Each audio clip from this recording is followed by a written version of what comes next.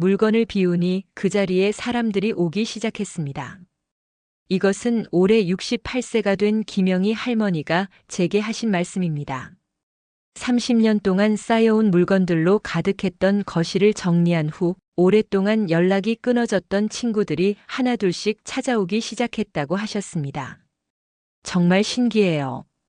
집이 깨끗해지니까 마음도 편해지고 사람들을 초대하고 싶은 마음이 생기더라고요. 예전엔 누가 온다고 하면 며칠 전부터 치우느라 스트레스였는데 이제는 언제든지 어서 오세요 할 수 있어요. 혹시 여러분도 이런 경험 있으신가요? 나이가 들수록 몸은 불편해지는데 집 정리는 점점 더 어려워지고 그러다 보니 집안이 어수선해져서 마음마저 답답해지는 경험 말입니다. 오늘은 전국의 65세 이상 어르신 200분을 대상으로 한 실태조사와 정리정돈 전문가들의 조언을 바탕으로 노년의 삶을 진짜로 바꾸는 깨끗한 집 유지 비결을 알려드리겠습니다. 특히 오늘 소개해드릴 6가지 습관은 몸이 불편한 어르신들도 무리 없이 실천할 수 있는 방법들입니다. 이 습관들을 실천하신 어르신들은 하나같이 삶의 질이 완전히 달라졌다고 말씀하십니다. 그럼 지금부터 하나씩 자세히 알아보겠습니다. 첫 번째 습관. 매일 10분 청소 루틴 만들기. 10분이면 뭘 할 수 있겠어요? 처음 이 방법을 소개받은 많은 어르신들이 하시는 말씀입니다. 하지만 매일 10분씩 투자하면 놀라운 변화를 경험하실 수 있습니다. 핵심은 완벽하게 청소하기가 아닙니다. 매일 조금씩 관리하기입니다. 올해 71세인 박철수 할아버지는 이렇게 말씀하셨습니다. 예전엔 주말에 몰아서 청소하려고 했는데 몸이 아프니까 자꾸 미루게 되더라고요. 그러다 보니 한 달에 한 번도 제대로 못할 때가 있었어요. 그런데 매일 10분씩 하니까 오히려 더 깨끗해졌어요. 매일 10분 청소 루틴을 만드는 구체적인 방법을 알려드리겠습니다. 먼저 시간을 정하세요. 가장 좋은 시간은 식사 후나 잠자리에 들기 전입니다. 매일 같은 시간에 하면 습관이 되기 쉽습니다. 다음으로 오늘의 한 곳을 정하세요. 월요일은 거실 테이블, 화요일은 세면대, 수요일은 현관, 이런 식으로 요일별로 정해두면 됩니다. 그리고 타이머를 10분으로 맞추고 시작하세요. 10분이 다 되면 완벽하지 않아도 멈추는 것이 중요합니다. 오히려 이 정도면 충분하다는 만족감이 다음 날의 동기가 됩니다. 10분 동안 할 수 있는 일들을 구체적으로 말씀드리면 테이블 위 정리와 닦기, 바닥에 떨어진 물건 제자리에 두기, 휴지통 비우기, 세면대 물때 제거하기, 신발장 정리하기 등이 있습니다. 중요한 것은 무리하지 않는 것입니다. 몸이 아픈 날은 앉아서 할 수 있는 서랍 정리나 물건 분류만 해도 충분합니다. 이 방법의 가장 큰 장점은 심리적 부담이 적다는 것입니다. 오늘은 10분만 하면 되라는 생각으로 시작하면 부담 없이 시작할 수 있고 막상 시작하면 10분이 금방 지나간다는 것을 느끼실 겁니다. 두 번째 습관. 물건의 개수를 정해두기, 하나를 버려야 하나를 사는 습관. 어르신들 집에 왜 이렇게 물건이 많을까요? 정리정돈 전문가들이 가장 많이 받는 질문입니다. 그 답은 생각보다 단순합니다. 들어오는 것은 많은데 나가는 것은 적기 때문입니다. 젊을 때는 이사도 자주 하고 라이프 스타일도 자주 바뀌면서 자연스럽게 물건을 정리할 기회가 많았습니다. 하지만 나이가 들수록 한 곳에 오래 머물게 되고 언젠가 쓸 것 같아서 아까워서 추억이 있어서 하는 이유로 물건을 버리지 못하게 됩니다. 이 문제를 해결하는 가장 효과적인 방법이 바로 물건의 개수를 정해두기와 하나를 버려야 하나를 사는 습관입니다. 먼저 물건의 개수를 정해두는 방법부터 알려드리겠습니다. 예를 들어 수건은 10장, 식기는 4인분, 옷은 계절별로 30벌 이런 식으로 우리 집에 있어야 할 물건의 적정 개수를 정해두는 것입니다. 올해 69세인 이순자 할머니는 이렇게 말씀하셨습니다. 처음엔 개수를 정하는 게 어려웠어요. 그런데 실제로 써보니까 수건도 10장이면 충분하더라고요. 예전엔 20장도 넘게 있었는데 사실 맨 위에 있는 몇 장만 계속 썼거든요. 개수를 정할 때는 실제 사용 빈도를 고려해야 합니다. 손님이 자주 오시는 집이라면 식기를 6인분으로, 그렇지 않다면 4인분으로 정하면 됩니다. 중요한 것은 혹시 몰라서가 아니라 실제 필요한 만큼으로 정하는 것입니다. 다음은 하나를 버려야 하나를 사는 습관입니다. 새로운 물건을 살 때마다 기존의 물건 중 하나는 반드시 내보내는 습관입니다. 새 옷을 사면 오래된 옷 하나를 정리하고 새 그릇을 사면 깨지거나 쓰지 않는 그릇 하나를 내보내는 것입니다. 이 습관의 핵심은 선입후출 원칙입니다. 들어오는 것이 있으면 나가는 것도 있어야 한다는 뜻입니다. 처음엔 정말 어려웠어요. 멀쩡한 물건을 버린다는 게 마음이 아프더라고요. 75세 최영호 할아버지의 말씀입니다. 그런데 몇 달 하다 보니까 정말 필요한 물건만 사게 되더라고요. 그리고 집안이 훨씬 깔끔해졌어요. 이 방법의 장점은 물건의 총량이 늘어나지 않는다는 것입니다. 새로운 물건이 들어와도 전체적인 물건의 양은 그대로 유지되니까 집이 어수선해지지 않습니다. 실천 방법을 구체적으로 말씀드리면 쇼핑하기 전에 이걸 사면 무엇을 내보낼까? 를 먼저 생각해 보세요. 그러면 정말 필요한 것인지 한 번 더 생각하게 됩니다. 그리고 물건을 사온 당일에 바로 기존 물건을 정리하세요. 미루면 잊어버리기 쉽습니다. 세 번째 습관. 물건의 자리를 정해두기. 안경이 어디 갔지? 리모컨이 또 없어졌네. 열쇠를 어디 뒀더라? 혹시 이런 말을 하루에도 몇 번씩 하고 계신가요?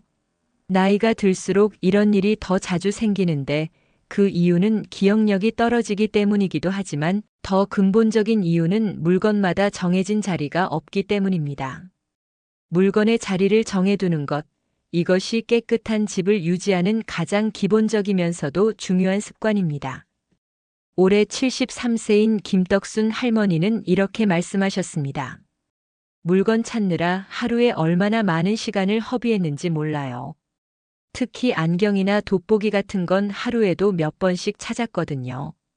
그런데 자리를 정해두니까 그런 스트레스가 완전히 없어졌어요. 물건의 자리를 정하는 원칙을 알려드리겠습니다. 첫째, 사용 빈도에 따라 자리를 정하세요. 매일 쓰는 물건은 손 닿기 쉬운 곳에, 가끔 쓰는 물건은 조금 불편한 곳에 둬도 됩니다. 예를 들어 매일 쓰는 안경은 침대 옆 서랍에, 가끔 쓰는 돋보기는 거실 서랍에 두는 식입니다. 둘째, 사용하는 장소 근처에 자리를 정하세요. 요리용품은 부엌에, 청소용품은 세탁실이나 다용도실에, 책은 거실이나 서재에 두는 것이 당연하지만 생각보다 많은 분들이 이 원칙을 지키지 않습니다. 셋째, 가족 모두가 알 수 있도록 정하세요.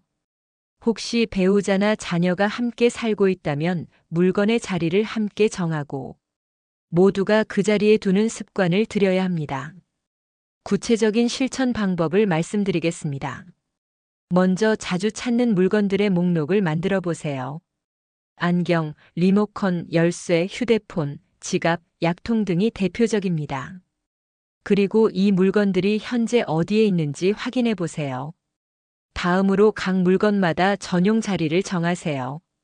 안경은 침대 옆 테이블 위, 리모컨은 소파 옆 바구니 안, 열쇠는 현관 열쇠거리에, 이런 식으로 구체적으로 정해두세요.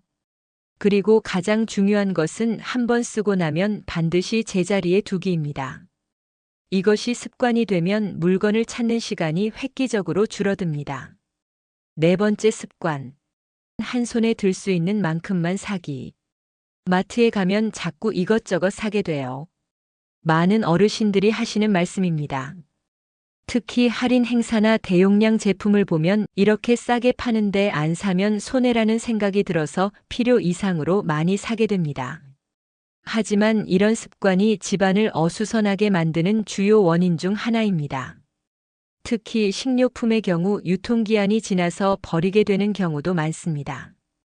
이 문제를 해결하는 효과적인 방법이 바로 한 손에 들 수 있는 만큼만 사기 습관입니다.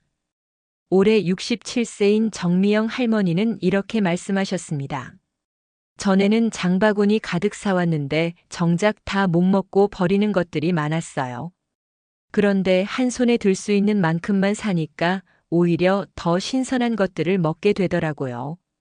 이 습관의 핵심은 적게 자주 사는 것입니다. 대용량으로 한 번에 많이 사는 대신 필요한 만큼만 자주 사는 것입니다. 구체적인 실천 방법을 알려드리겠습니다. 마트에 갈 때는 큰 카트 대신 작은 바구니를 사용하세요. 바구니가 작으면 자연스럽게 필요한 것만 담게 됩니다. 쇼핑 전에 간단한 메모를 작성하세요. 오늘 저녁과 내일 아침에 먹을 것처럼 구체적으로 적어두면 불필요한 것을 사지 않게 됩니다. 할인 제품을 볼 때는 정말 필요한가? 를 3번 자문해 보세요. 아무리 싸도 쓰지 않으면 결국 낭비입니다. 냉장고나 창고에 이미 있는 것들을 확인하고 나가세요. 집에 있는 것을 또 사는 실수를 방지할 수 있습니다. 이 습관의 장점은 여러 가지입니다. 첫째, 집안이 깔끔해집니다.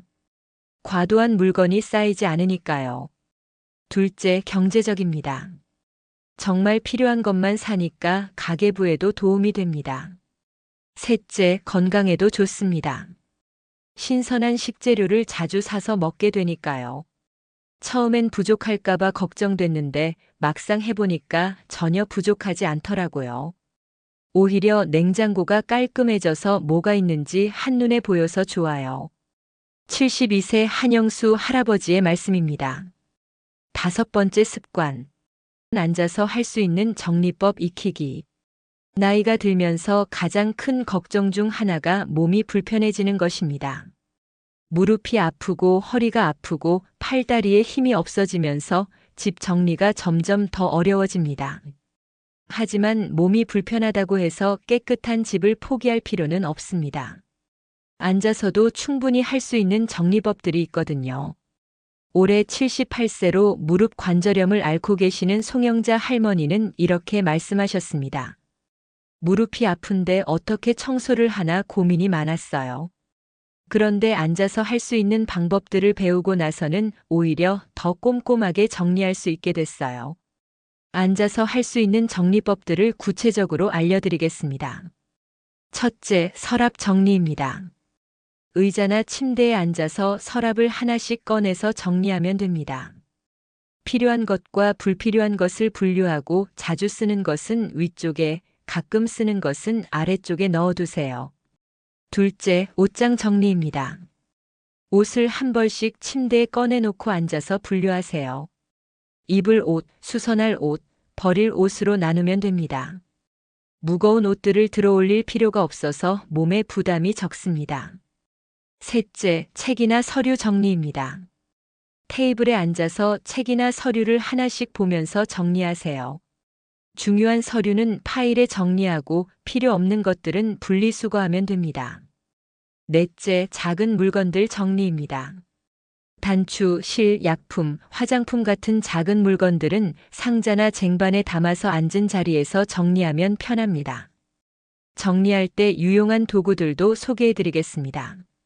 긴 집게는 높은 곳이나 깊숙한 곳에 물건을 앉은 자리에서 꺼낼 때 유용합니다. 바퀴 달린 의자는 앉은 채로 이동할 수 있어서 편리합니다. 접이식 테이블을 침대 옆에 두면 앉아서 정리할 수 있는 작업 공간이 됩니다. 무엇보다 중요한 것은 무리하지 않는 것입니다. 하루에 서랍 하나, 옷장 한 칸 이런 식으로 조금씩 하세요. 급하게 할 필요가 없습니다. 꾸준히 조금씩 하는 것이 몸에도 좋고 지속 가능합니다. 6번째 습관. 가족과 함께하는 정리 시간 만들기. 혼자 하려니까 너무 외롭고 힘들어요. 많은 어르신들이 하시는 말씀입니다. 집 정리는 단순한 청소가 아니라 삶의 정리이기도 한데 혼자서 하기에는 심리적으로도 부담이 큽니다. 특히 오랫동안 모아온 물건들을 정리할 때는 추억도 많이 떠오르고 이걸 버려도 될까? 하는 고민도 많이 하게 됩니다. 이럴 때 가족과 함께하면 훨씬 수월해집니다. 올해 70세인 안병호 할아버지는 이렇게 말씀하셨습니다. 자식들과 함께 정리하니까 오히려 재미있더라고요. 옛날 물건들 보면서 이야기도 하고 자식들이 어릴 때 추억도 나누고 그냥 정리가 아니라 가족 시간이 됐어요. 가족과 함께하는 정리 시간을 만드는 방법을 알려드리겠습니다. 먼저 정기적인 날짜를 정하세요. 한 달에 한 번, 토요일 오후 2시간 이런 식으로 구체적으로 정해두면 좋습니다. 미리 알려서 스케줄을 맞출 수 있도록 하세요. 함께 정리할 공간을 정하세요. 첫 번째는 창고나 다락방, 두 번째는 옷장, 세 번째는 서재 이런 식으로 계획을 세우면 더 체계적입니다. 역할을 나누어서 하세요. 어르신은 물건을 보시면서 필요, 불필요, 모르겠으므로 분류하시고 자녀들은 무거운 물건을 옮기거나 높은 곳에 물건을 꺼내는 역할을 하면 됩니다. 추억 나누기 시간을 가지세요. 오래된 사진이나 물건들을 보면서 옛날 이야기를 나누는 시간을 가지면 정리가 더 의미 있어집니다. 이 옷은 내가 중학생 때 입던 거네. 이 사진은 언제 찍은 거지? 이런 대화들이 가족 관계도 더 돈독하게 만듭니다. 만약 자녀들이 멀리 살거나 바빠서 자주 올 수 없다면 이웃이나 친구들과 함께 하는 것도 좋은 방법입니다. 서로의 집을 번갈아가며 정리해주기 같은 모임을 만드는 분들도 있습니다. 또 다른 방법은 전문가의 도움을 받는 것입니다.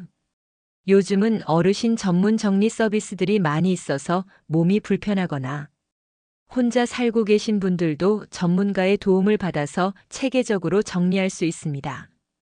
중요한 것은 혼자서 모든 것을 해결하려고 하지 말고 도움을 요청하는 것입니다. 폐를 끼치는 것 같아서라고 생각하지 마시고 함께하면 더 즐겁고 효율적이라고 생각하세요.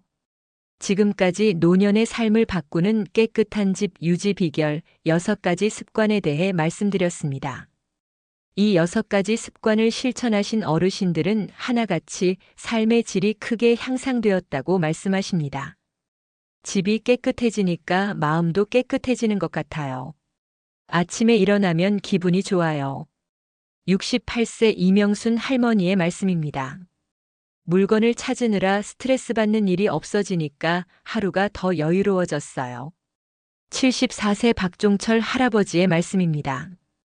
그리고 처음에 소개해드린 김영희 할머니처럼 깨끗한 집은 사람들을 부르는 힘이 있습니다. 집이 정리되니까 사람들을 초대하고 싶어지고 그러면서 인간관계도 더 활발해집니다. 무엇보다 중요한 것은 완벽을 추구하지 말고 꾸준히 실천하는 것입니다. 하루 10분씩 조금씩 가족과 함께 몸에 무리가 가지 않는 선에서 실천하시면 됩니다.